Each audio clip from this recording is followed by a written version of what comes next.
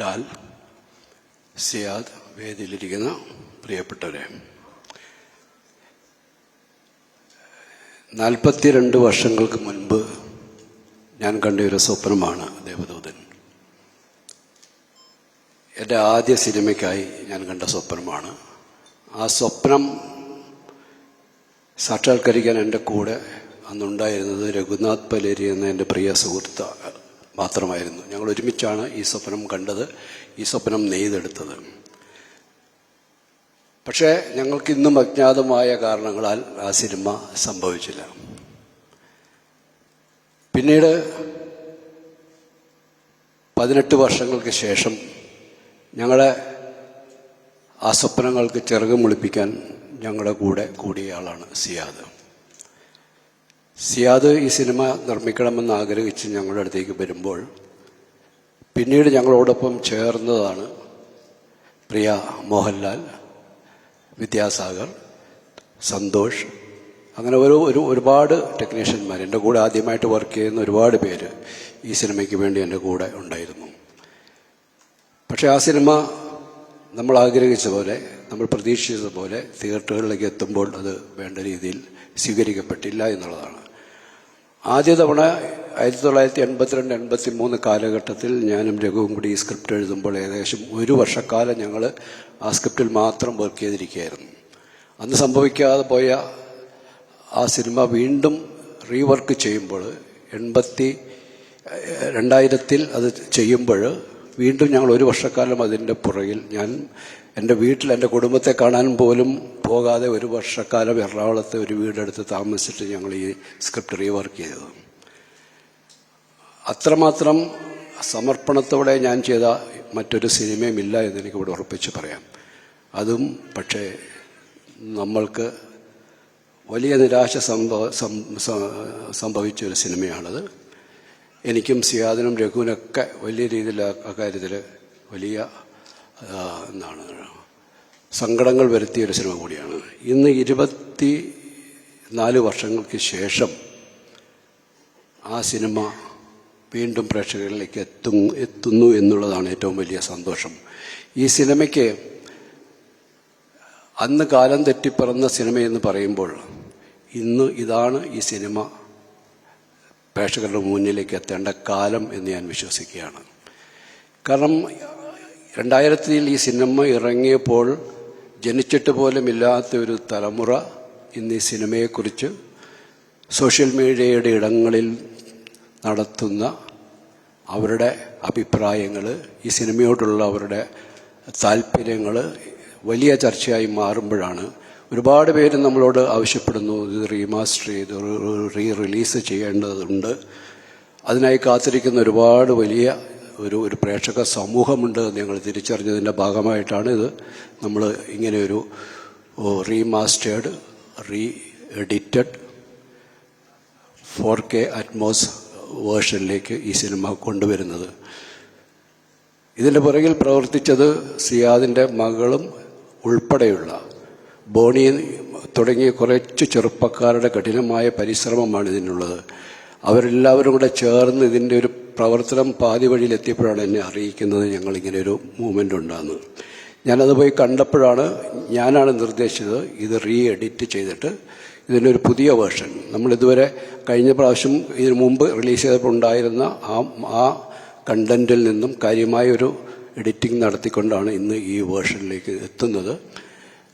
അതിൻ്റെ കൂടെ സഞ്ചരിച്ച ഒരുപാട് പേരുണ്ട്. ഈ പുതിയ തലമുറയിലെ ചെറുപ്പക്കാർക്ക് കൂടാതെ തന്നെ ആദ്യ തവണ ഈ സിനിമ ചെയ്യുമ്പോൾ എൻ്റെ കൂടെ ഉണ്ടായിരുന്ന 2 പ്രധാനപ്പെട്ട വ്യക്തിത്വങ്ങളെ ഓർക്കാതിരിക്കാൻ കഴിയില്ല. പ്രിയ അഭിനേതാവ്, എൻ്റെ ഏറ്റവും അടുത്ത സുഹൃത്തുക്കളൊരാളുമായ മുരളിയും, ഇതിൻ്റെ സൗണ്ട് മിക്സിംഗ് നടത്തിയ ശ്രീധറും മുരളിയും ഇന്ന് നമ്മളോടൊപ്പം ഇല്ല.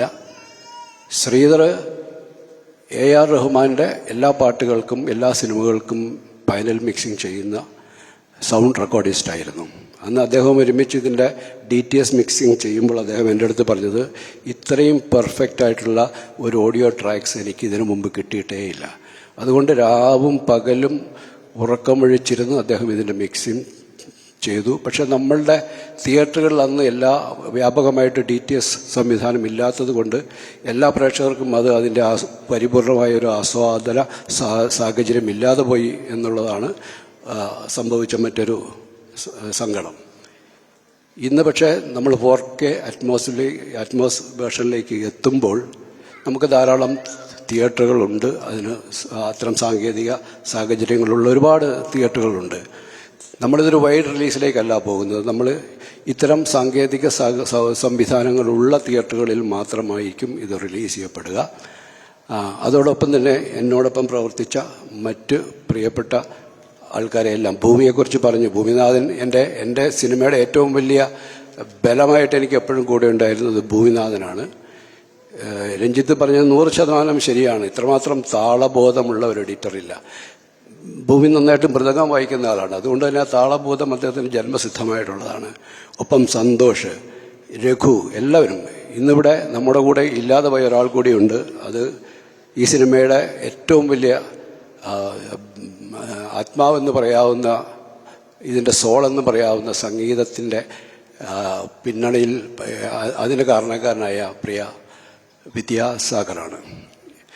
സാധാരണ നമ്മളൊരു സിനിമയുടെ പൂർത്തീകരണം, അതിൻ്റെ തിരക്കഥ പൂർത്തീകരിച്ചിട്ടാണ് സംഗീത സംവിധായകനെ കാണുകയും നമ്മൾ ആ കഥ പറയുകയും പാട്ടുകളുടെ സന്ദർഭങ്ങളൊക്കെ വിവരിച്ചു കൊടുക്കുകയും ചെയ്യാറുള്ളത്. പക്ഷേ ഇതിൻ്റെ സ്ക്രിപ്റ്റിൻ്റെ ഫസ്റ്റ് റൈറ്റിംഗ് കഴിഞ്ഞപ്പോൾ ഞാൻ വിദ്യാസാഗറിനെ വിളിക്കുകയും അദ്ദേഹം ഇവിടെ വരികയും ഞങ്ങളോടൊപ്പം ഇരുന്ന് കഥ കേട്ട് കഥാസന്ദർഭങ്ങൾ കേട്ട് അദ്ദേഹത്തിൻ്റെയും കൂടെ ഇൻപുട്സ് എല്ലാം കൂടെ സ്വീകരിച്ചുകൊണ്ടാണ് അതിൻ്റെ സെക്കൻഡ് റൈറ്റിങ്ങിലേക്ക് പോകുന്നത്. ഇത് കമ്പോസ് ചെയ്യാൻ വേണ്ടി അദ്ദേഹം ഇവിടെ വന്നപ്പോൾ, ഇവിടെ എറണാകുളത്തൊരു വീട്ടിലാണ് ഞങ്ങൾ താമസിക്കുന്നത്. അന്ന് രാവിലെ ഇവിടെ അദ്ദേഹം എത്തി. എനിക്ക് അന്നും ബോംബെയിലേക്ക് പോകേണ്ട കാര്യമുണ്ടായിരുന്നു. ഞാനും സിയാദും കൂടെ ഈ സിനിമയിലെ അന്ന് ജയപ്രദ ചെയ്ത വേഷത്തിനായിട്ട് ആദ്യമായി നമ്മൾ കണ്ടത് രേഖ എന്ന ഹിന്ദി അഭിനേത്രിയാണ്. അപ്പോൾ അവരുമായിട്ട് അന്നൊരു മീറ്റിംഗ് ഉള്ളത് കൊണ്ട് ഞങ്ങൾക്ക് അന്ന് ഉച്ചയ്ക്ക് ബോംബെയിലേക്ക് പോകേണ്ടതുണ്ട്. വിദ്യാസാഗർ വന്നു കഴിഞ്ഞപ്പോൾ ഞാനൊരു അരമണിക്കൂർ വിദ്യാസാഗർ വേണ്ടിയിരുന്ന് സിറ്റുവേഷൻസിനെയൊക്കെ കുറിച്ചൊക്കെ നറേറ്റ് ചെയ്തു.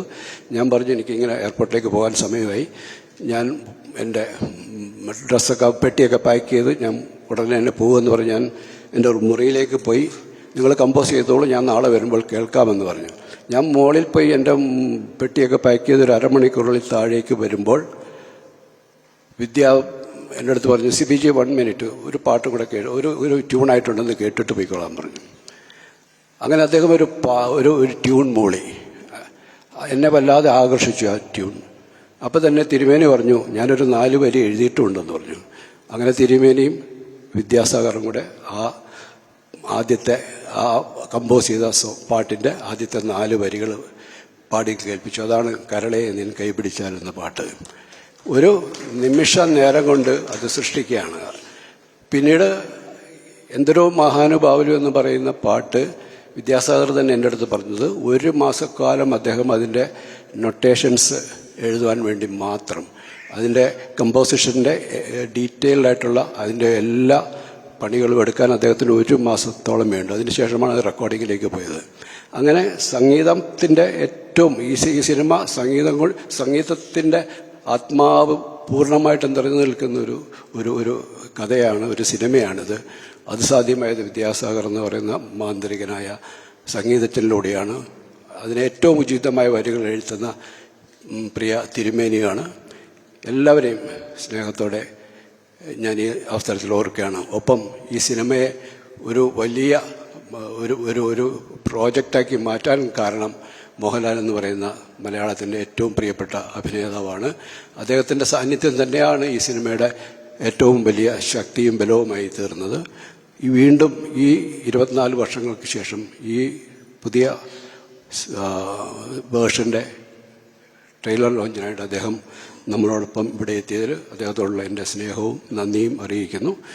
എല്ലാവരെയും ഞാൻ തിയേറ്ററുകളിലേക്ക് ഈ റിലീസ് ചെയ്ത ദിവസം, അത് താമസിയാതെ ഇവിടെ അനൗൺസ് ചെയ്യും ആ ഡേറ്റ്, എല്ലാവരെയും ഞാൻ തിയേറ്ററുകളിലേക്ക് ക്ഷണിക്കുകയാണ്. നിങ്ങൾക്ക് ഞാൻ ഉറപ്പ് നൽകുന്നു, നിങ്ങൾക്ക് ഇതുവരെ അനുഭവിച്ചിട്ടില്ലാത്ത, മലയാള സിനിമയിൽ നിന്ന് നിങ്ങൾ ഇതുവരെ അനുഭവിച്ചിട്ടില്ലാത്ത ഒരു ദൃശ്യ ശ്രാവ്യ അനുഭവമായിരിക്കും ദേവദൂതൻ ഈ remastered, re editor, new version. എല്ലാവർക്കും എൻ്റെ സ്നേഹം, നന്ദി. Thank you.